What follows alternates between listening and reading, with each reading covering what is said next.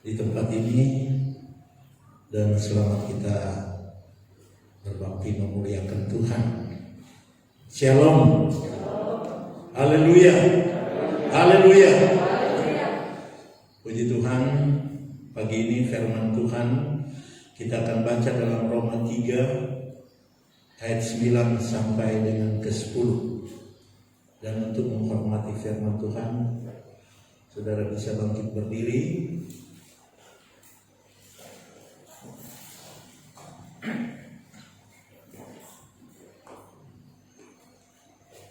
Roma 3 ayat 9 sampai dengan yang ke-10 dengan hitungan ketiga sampai ketiga.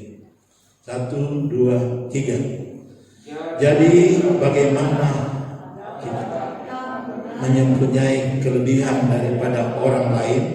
Sama sekali tidak, sebab di atas telah kita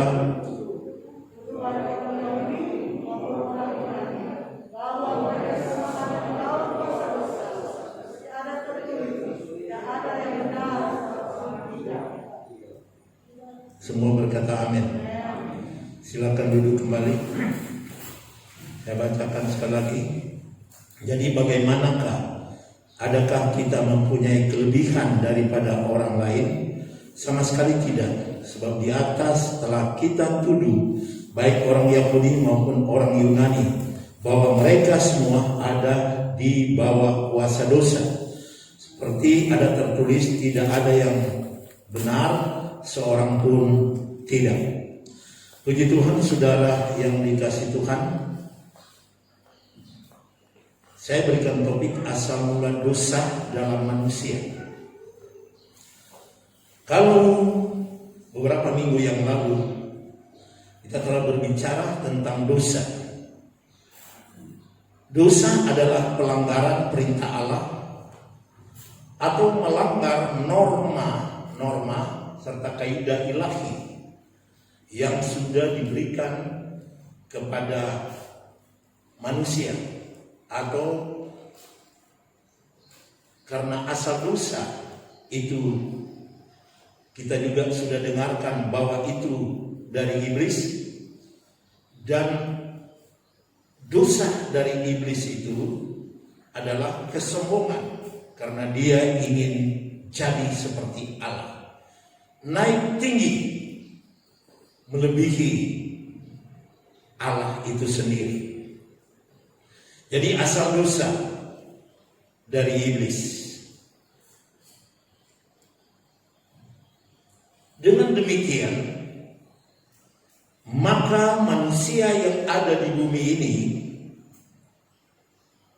setelah iblis jatuh di dalam dosa dengan kesombongannya, dia ingin merusak rencana Allah.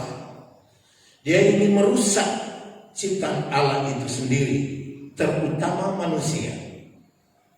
Sehingga manusia setelah tergoda dengan siasat iblis ini atau semu daya iblis ini, maka manusia seterusnya, keturunannya, dan apa yang dilahirkannya hidup di dalam dosa, yaitu mereka mempunyai sifat dosa. Jadi semua orang telah berdosa, tidak ada yang benar, seorang pun tidak. Di mana kita sudah baca bersama-sama tadi. Sekali lagi saya bacakan, seperti ada tertulis, tidak ada yang benar, seorang pun tidak. Tidak ada seorang pun yang berakal budi, tidak ada seorang pun yang mencari Allah. Semua orang telah menyeleweng, mereka semua tidak berguna, tidak ada yang berbuat baik, seorang pun tidak. Jadi Paulus menjelaskan tentang kehidupan manusia setelah manusia itu jatuh di dalam dosa, dan akhirnya keturunan manusia itu setelah dilahirkan dia hidup di dalam dosa.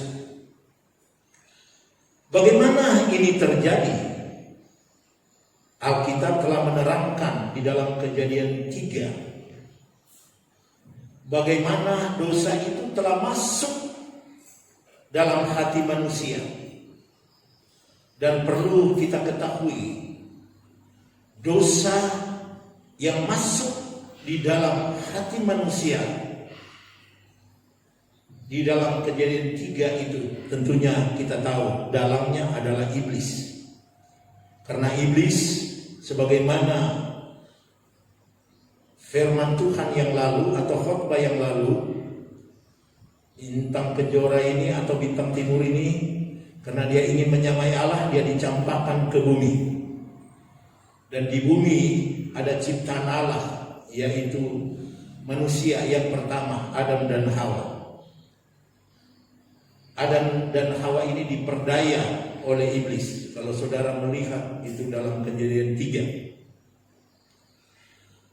Dan ada beberapa hal yang membuat manusia itu jadi berdosa.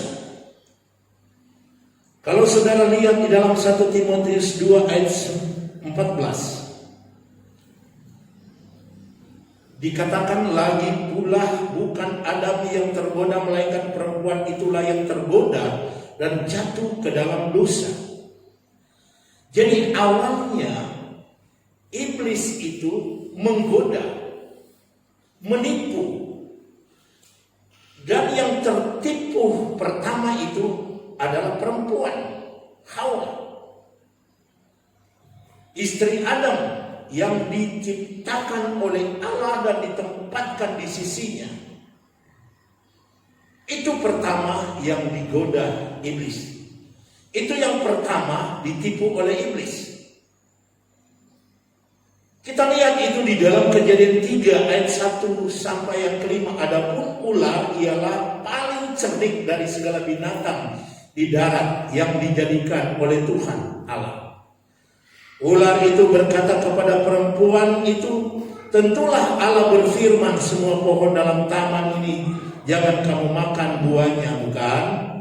Lalu saat perempuan itu kepada ular itu, buah pohon-pohonan dalam taman ini boleh kami makan. Tetapi tentang buah pohon yang ada di tengah-tengah taman, Allah berfirman, jangan kamu makan ataupun raba buah itu, nanti kamu mati. Kita lihat apa yang dikatakan ular itu, iblis itu. Tetapi ular itu berkata kepada perempuan itu, sekali-kali kamu tidak akan mati. Tetapi Allah mengetahui bahwa pada waktu kamu memakannya, matamu akan terbuka dan kamu akan menjadi seperti Allah, tahu tentang yang baik dan yang jahat. Ini cara menipu perempuan atau Hawa, istri Adam. Dia berdialog.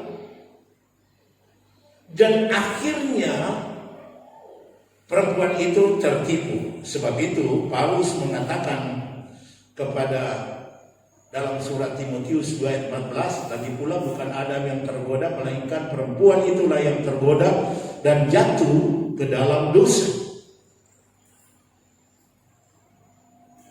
Jadi perempuan itu tergoda dan kemudian perempuan itu jatuh di dalam dosa.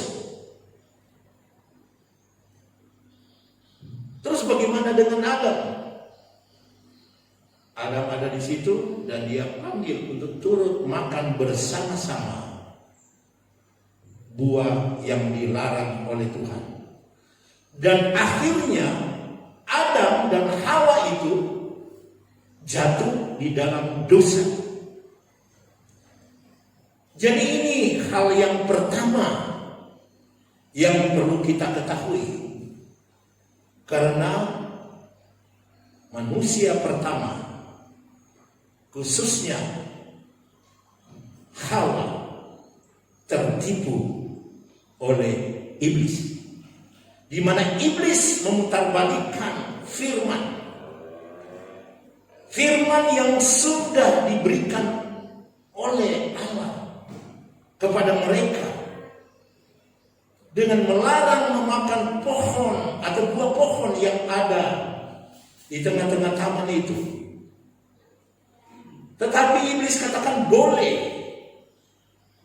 Bahkan kalau kamu memakannya, kamu akan jadi seperti Allah, mengetahui hal yang baik dan yang jahat.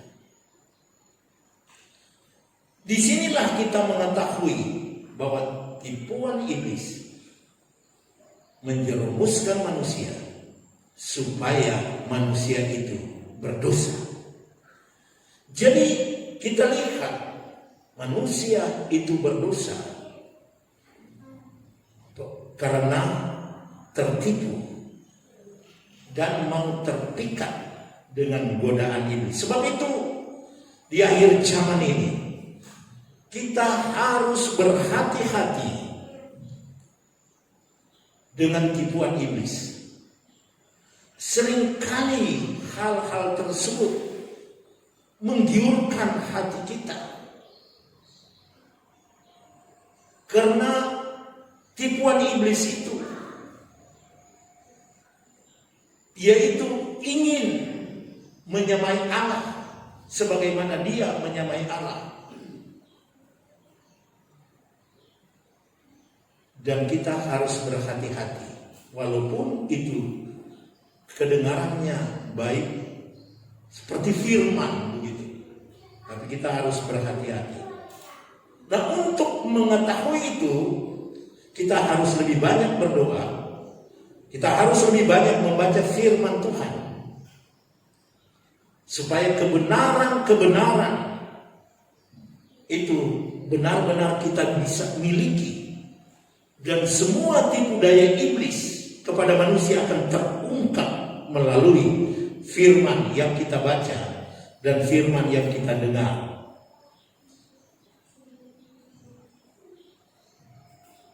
Dan kedua, kita lihat dalam Roma 5 ayat 19. Jadi sama seperti oleh ketidaktaatan satu orang, semua orang telah menjadi orang berdosa, demikian pula oleh ketaatan satu orang, semua orang menjadi orang benar.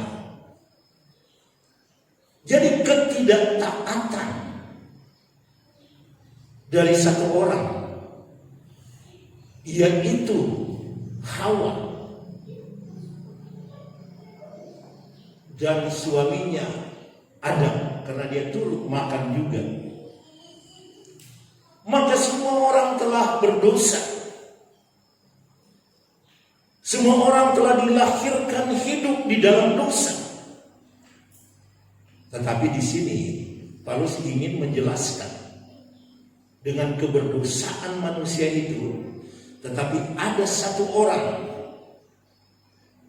yang taat kepada firman, hidup dalam kebenaran, yaitu Yesus Kristus, yang telah membuat kehidupan manusia itu hidup di dalam kebenaran. Yaitu kalau kita percaya kepada Yesus Kristus.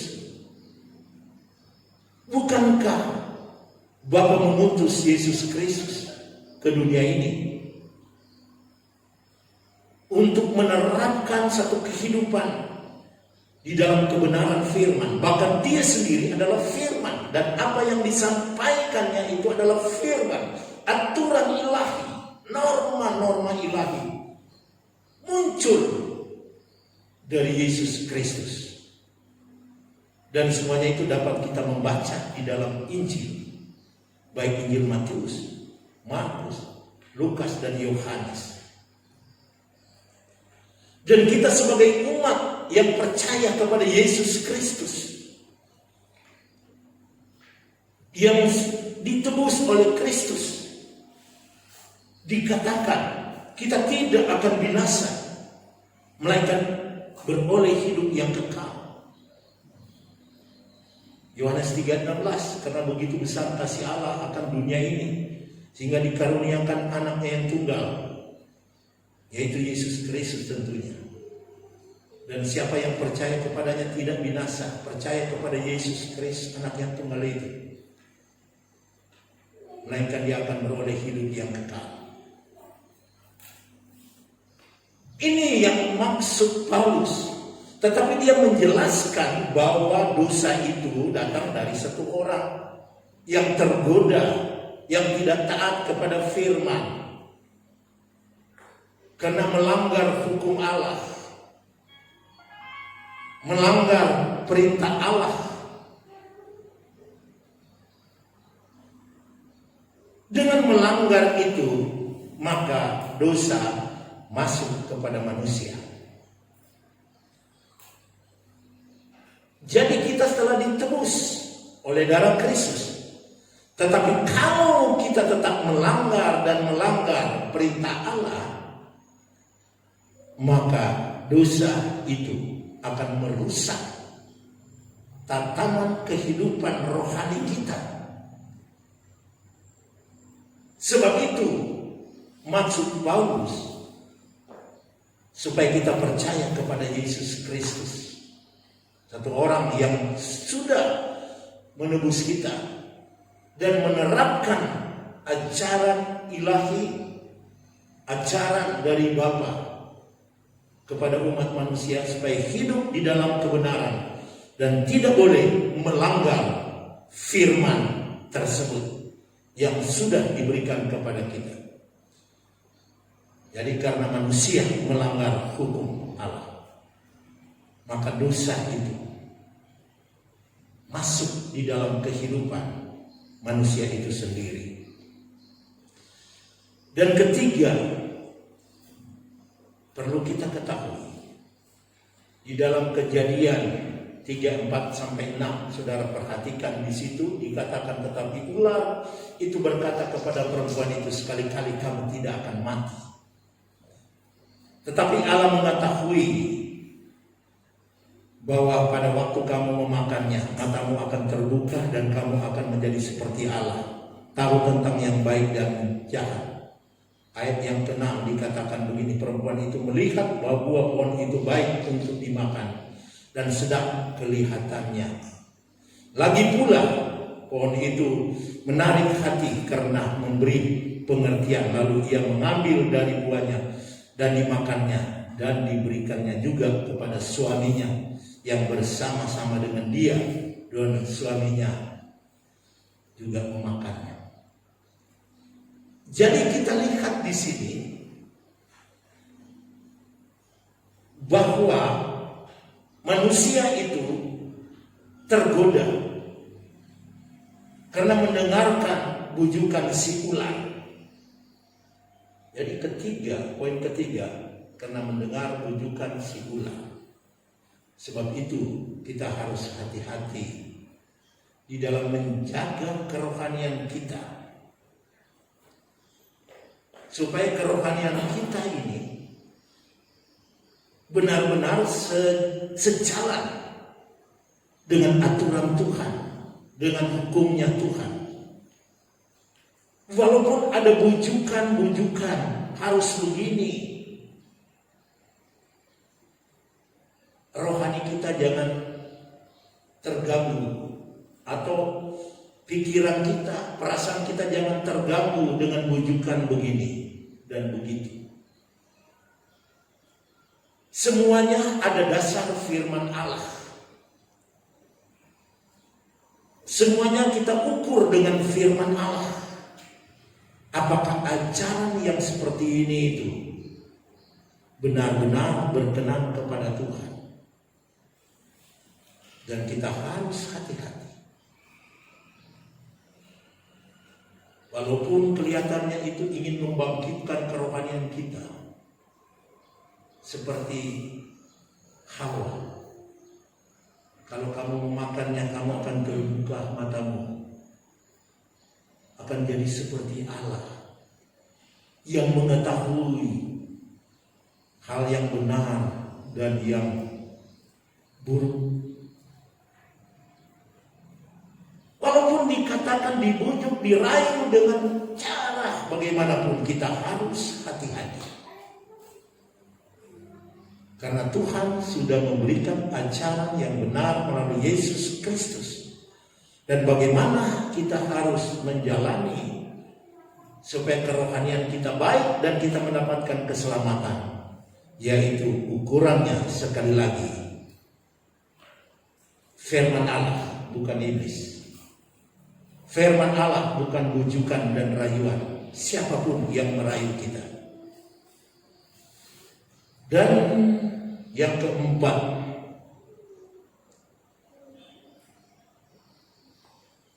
yaitu iblis menggoda, menyesatkan, dan merusak. Jadi tujuan iblis itu menggoda kita, kemudian menyesatkan kita dari jalan yang benar, sehingga kita rusak. Rusak apanya? Rohani kita, tujuan kita, rencana Allah dalam kehidupan kita, yang dimana Yesus Kristus sudah naik ke sorga atau kembali ke sorga dan menyiapkan tempat bagi kita. Dan akhirnya kita tidak sampai ke tempat yang disediakan oleh Yesus Kristus. Karena iblis telah menyesatkan, menggoda dan menyesatkan dan merusak kerohanian kita. Kita lihat dalam Wahyu 12 ayat 9. Dan naga besar itu, si ular tua yang disebut iblis atau Satan, yang menyesatkan seluruh dunia, dilemparkan ke bawah, ia dilemparkan ke bumi bersama-sama dengan malaikat-malaikatnya. Jadi pekerjaan setan itu, pekerjaan iblis itu dengan koroni-koroninya, yaitu menyesatkan seluruh dunia. Jadi bukan hanya menyesatkan satu orang, dua orang, satu negara, dua negara, tetapi seluruh dunia ini. Dan iblis tetap bekerja dan berusaha untuk menyesatkan, menghancurkan rencana Allah itu. Sebab itu kita harus berhati-hati dengan cara kerja iblis ini. Kita harus peka bagaimana cara kerja iblis ini, yaitu tujuannya menyesatkan seluruh dunia supaya kerajaan surga itu bisa kosong begitu, dan dia boleh dikatakan berhasil. Tetapi apa yang dibuat oleh Tuhan kepada iblis? Dilemparkan ke bawah, ia dilemparkan ke bumi bersama-sama dengan malaikat-malaikatnya. Jadi ada pengikut-pengikut malaikat-malaikat yang tersesat juga di bawahnya untuk menyesatkan manusia, mengacaukan dunia ini.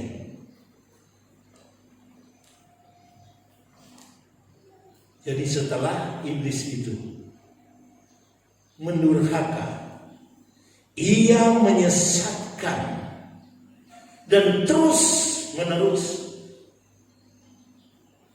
niatnya menyesatkan itu,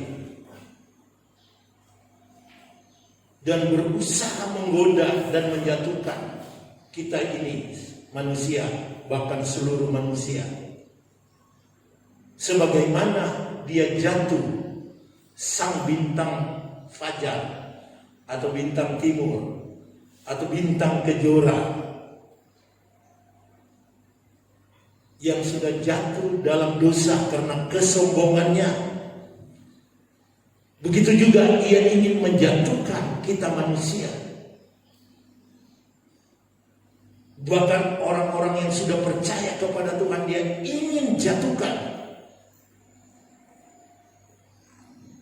Karena dia tahu persis bahwa Allah telah menciptakan kehendak bebas kepada kita. Artinya bebas memilih.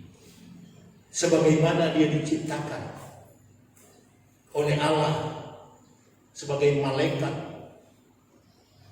yang mulia tadinya. Tetapi dia salah menggunakan kebebasan yang Tuhan karuniakan kepadanya, dan dia hanya mau memilih jadi seperti Allah, naik tinggi ke langit, menyamai yang maha tinggi, dan akhirnya dia dicampakkan. Itulah yang ingin dia buat kepada kita. Tidak tahukah bahwa kita ini manusia diciptakan oleh Allah sebagai mahkota dari semua ciptaannya? Kita tidak sama seperti binatang, kita tidak sama seperti monyet atau pohon-pohon. Kita diciptakan begitu mulia, diciptakan segambar dengan Allah. Nah, inilah yang ingin dirusakkannya.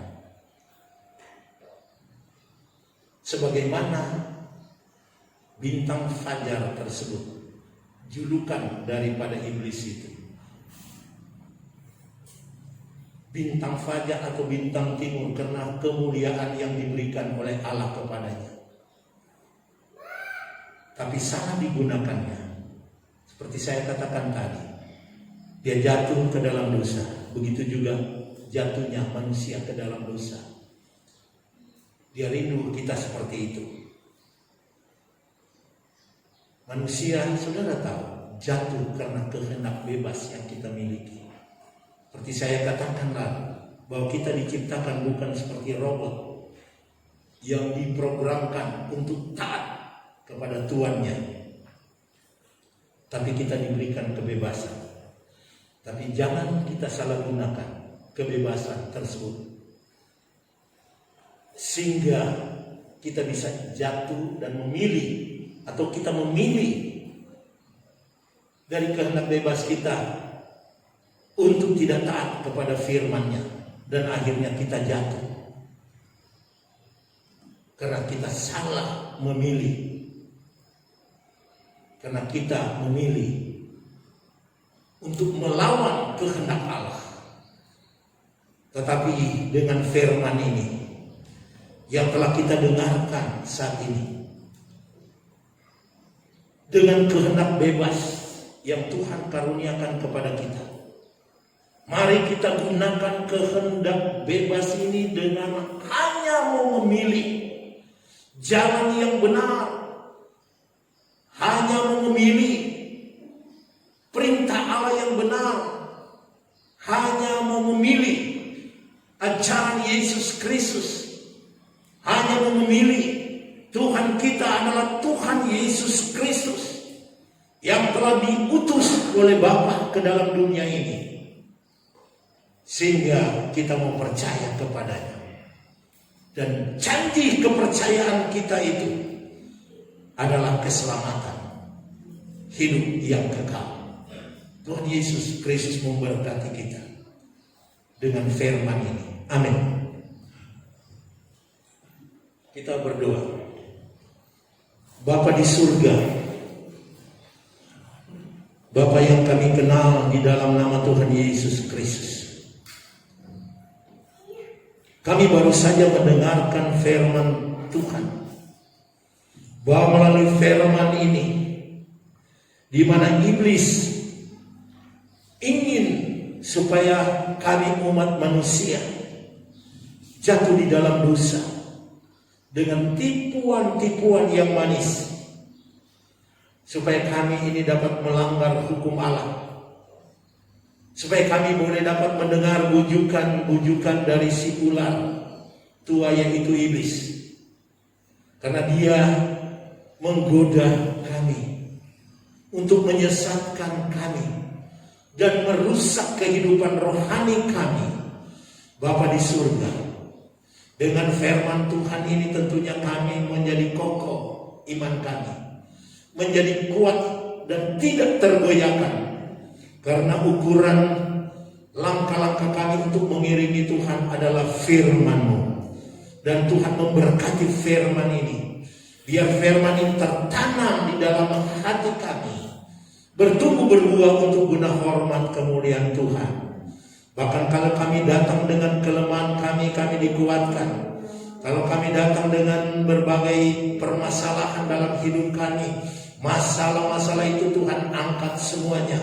Bahkan kalau kami datang dengan sakit penyakit, kami yakin kuasa-Mu dapat menyembuhkan kami, memulihkan kami. Dengan demikian, Yesus Kristus ditinggikan, dimuliakan di dalam pribadi kami, keluarga kami, bahkan jemaat kami, bahkan dipermuliakan di seluruh dunia ini. Karena Engkau-lah Raja, segala Raja, Tuhan di atas segala Tuhan, yang patut dipuji, disembah siang dan malam. Terpujilah nama-Mu Bapa. Terima kasih buat firman-Mu. Terpujilah Engkau untuk kekal selama-lamanya.